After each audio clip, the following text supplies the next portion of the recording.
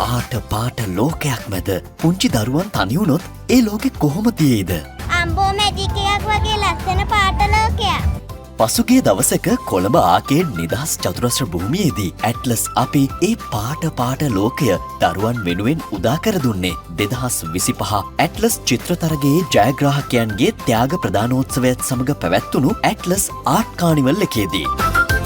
ඇත්තරම මේ වගේ අවස්ථාවක් ලැබුණ එක ගැන සන්තෝෂ වෙනවා. මේ වගේ තැනකට ඇවිල්ලා ළමයිට කැමති විදිහට කැමති ආකාරයේ විනෝද වෙලා ලස්සනට මේ වගේ වැඩක් සංවිධානය කරාට ඇත්තරම ඇට්ලස් එකට ස්තුතිවන්ත වෙනවා.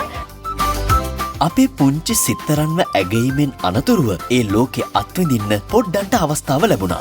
ඒකෙදි පොඩ්ඩු හරිම සතුටින් ෆේස් පේන්ටිං කරා, තමන්ගේ රූපෙ පෝට්‍රේට් විදිහට ඇඳගත්තා, මැජික් සංදර්ශනයක විනෝද වුණා, පුංචි අත්තල පාට ගාගෙන වෝල් ආර්ට් කරා විතරක් නෙවෙයි, සිතුවම් ගැන වර්ණ ගැන අලුත් දේවල් ගොඩක් ඉගෙන ගන්න ගමන් හිතේ හැටියට පාට එක්ක සතුටු වුණා. පාට ගැන දන්නේ නැති ගොඩක් දේවල් මම මේ කාණවෙල් එකේ ඉගෙන ගත්තා.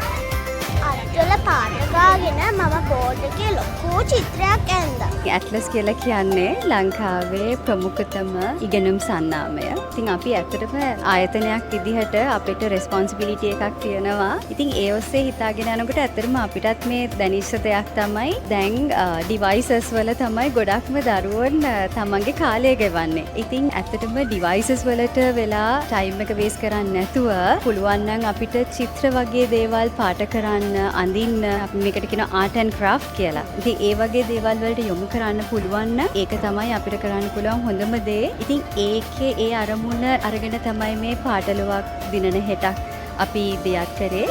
සෑම විටම මේ පුංචි දරුවන්ට සතුටින් ඉගෙන ගන්න අත්වැලක් වෙන ඇට්ලස් අපි ඒ දරුවන්ගේ පාට කතාව ලස්සනට අඳින්න ඇට්ලස් ආර්ට් කානිවල් තුලින් අවස්ථාව සැලසුවේ හෙට අපේ අනාගත පරපුර වර්ණවත් කරන අරමුණෙන්.